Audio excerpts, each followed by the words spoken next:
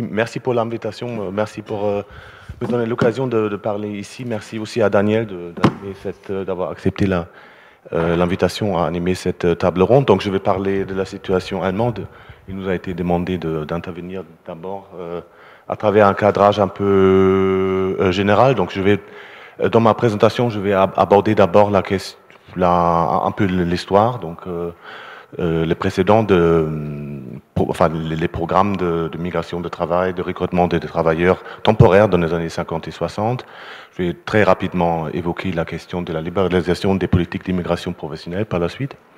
Et puis je vais passer dans un deuxième temps au BTP, donc comme cible prioritaire du détachement, et je vais finir avec quelques mots sur les conditions de travail dans le BTP.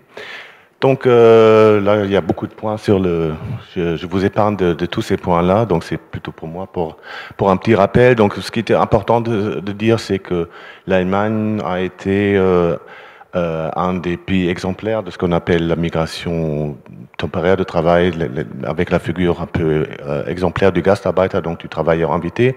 Donc ça s'est mis en place dès que les sources internes de migration interne se sont épuisés en République fédérale d'Allemagne, donc à partir des années 1950. Donc on a eu d'importants programmes de migration de travail qui devaient être temporaires. Donc l'idée centrale a été déjà à l'époque la rotation de la main-d'œuvre, une fois qu'elle n'était plus nécessaire, qu'on pouvait s'en dispenser et la renvoyer dans le pays. Ça a impliqué aussi l'idée que les droits que ces travailleurs avaient étaient moindres que celle des nationaux. Donc tous ces programmes-là, donc qui ont été basés sur des accords bilatéraux avec l'Italie, le Maroc, la Tunisie, etc.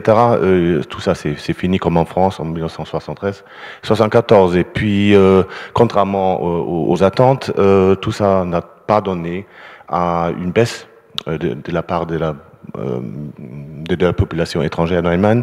Elle s'est plutôt stabilisée pour diverses raisons que je vais pas évoquer ici. Donc ensuite on a eu un récit qui a eu un peu la dent dure en Allemagne, que toute cette migration temporaire n'était plus nécessaire. C'était en fait une exception historique.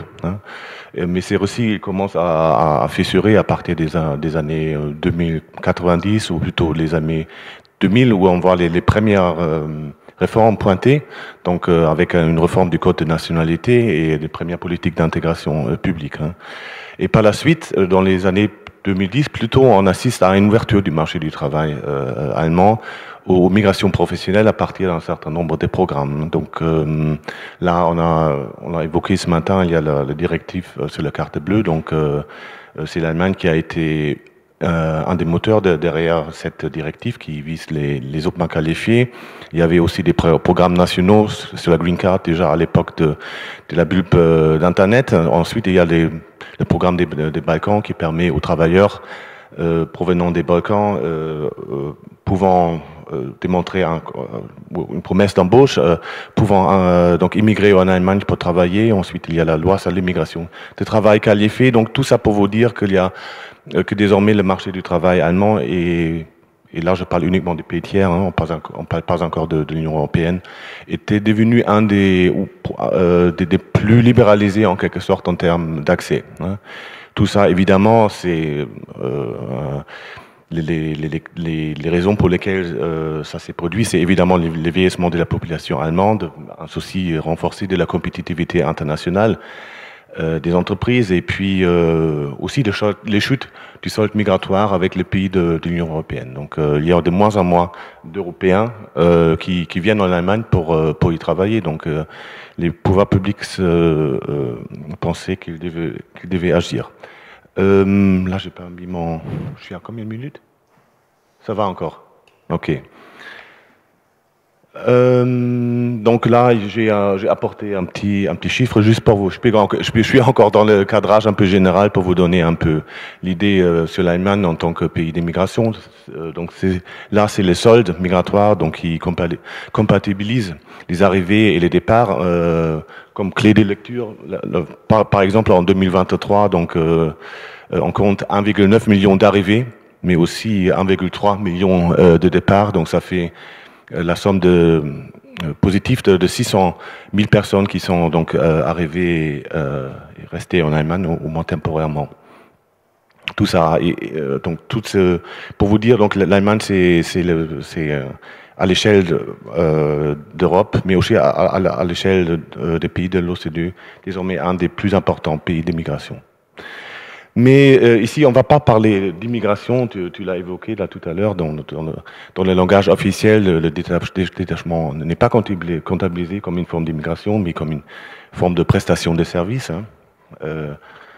Donc, qu'est-ce qu'on peut dire au sujet du BTP? Donc, en fait, le démarrage de la sous-traitance nationale dans le BTP commence comme en France, au début des années 1990. Donc, ensuite, il y a la directive 96 que Daniel a évoquée tout à l'heure, qui va imposer des règles minimales en matière de droit de travail aux prestataires communautaires. Donc l'Allemagne était avec la France, l'un des pays moteurs derrière cette directive. Et l'Allemagne, elle avait pour particularité qu'elle n'avait pratiquement dans le BTP aucun filet de sécurité. Donc il n'y avait pas de convention de branche étendue dans le BTP. Il n'y avait pas de salaire minimum à l'époque. Donc ce qui faisait que en fait les prestataires étrangers pouvaient appliquer n'importe quoi, enfin n'importe quel taux salarial dans les BTP. Donc il y avait la loi détachement qui a été adoptée en 1996. C'est en fait la traduction allemande de la directive sur le détachement, et elle permet désormais, elle établit un mécanisme à travers la négociation collective d'étendre un salaire minimum de branche pour le BTP. Donc ça existe depuis l'année 1998. Mais en réalité, ce seuil minimum, en quelque sorte, n'a pas empêché la dégradation des conditions de travail et des salaires dans le secteur. D'un côté, parce qu'on peut constater des fraudes assez massives par les sous-traitants ou les agences d'intérim pour contenir la loi et aussi les dispositifs contenus dans la convention collective. On peut aussi évoquer les problèmes de contrôle. Donc là, on revient un peu aux caractéristiques un peu structurelles du secteur du bâtiment, avec la fragmentation des chaînes de valeur. La question de la sous-traitance en cascade a été évoquée. Il y a aussi la taille et la mobilité des chantiers qui, par définition, sont très difficiles. Le contrôle, il y a aussi un problème de l'inspection un problème institutionnel de l'inspection du travail elle-même qui est très fragmenté en fait. Et puis les groupes du BTP, donc les donneurs d'ordre, qui en réalité n'ont que très peu d'intérêt à changer quoi que ce soit en matière de législation. Voilà. Et puis aussi l'absence de représentation du personnel dans les petites structures des entreprises. Ici, j'ai sorti un chiffre qui est plutôt intéressant en termes de dynamique des travailleurs détachés. Ça, c'est tout secteur confondu. Donc, on voit bien que on est dans une dynamique quand même globalement ascendante. Donc, en une décennie, donc entre 2010 et 2019, on assiste au doublement du nombre des travailleurs détachés arrivés. Dans le BTP et les transports en Allemagne sont les premières destinations. Et on dit aujourd'hui, ce sont des calculs de la sécurité sociale du bâtiment qui nous dit que 10% de la main-d'œuvre du BTP en Allemagne sont désormais détachés. 4 minutes encore? Ok. Voilà, sur le BTP lui-même, en Allemagne, on a 2,6 millions d'actifs. Ça représente 12% du PIB allemand. Au niveau de la structuration des politiques enfin, sur la structuration de l'appareil productif, ce qu'il faut, pardon, ce qu'il faut souligner, je pensais que j'avais encore 4 minutes. Ouais. Il y a Donc, 2 minutes détachées. ok. Ok. Donc,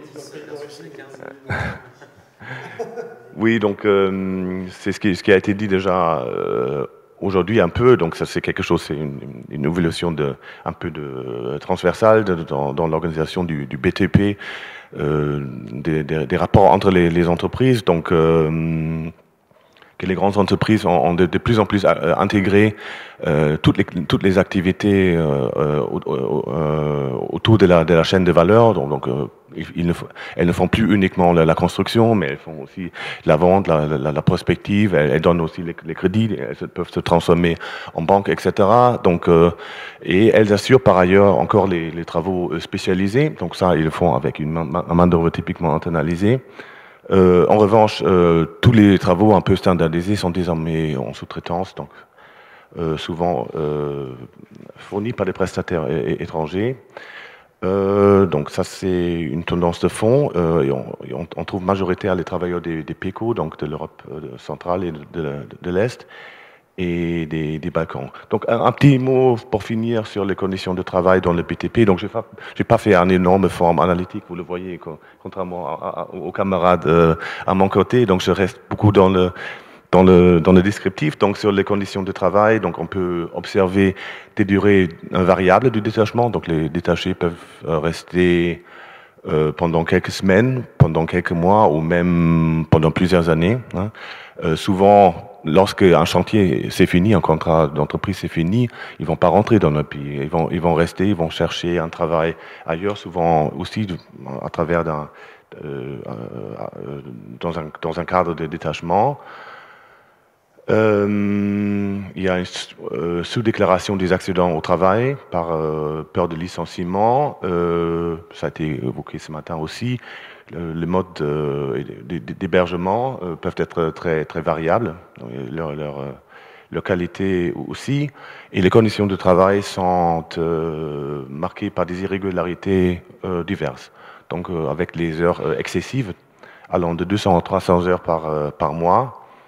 Un manque de prise en compte des heures supplémentaires, donc ce qui revient à non-respect au salaire minimum et aux dispositions de la sécurité sociale, avec des déductions illicites du salaire et un refus de paiement de congés. Donc voilà pour ma présentation très rapide, merci.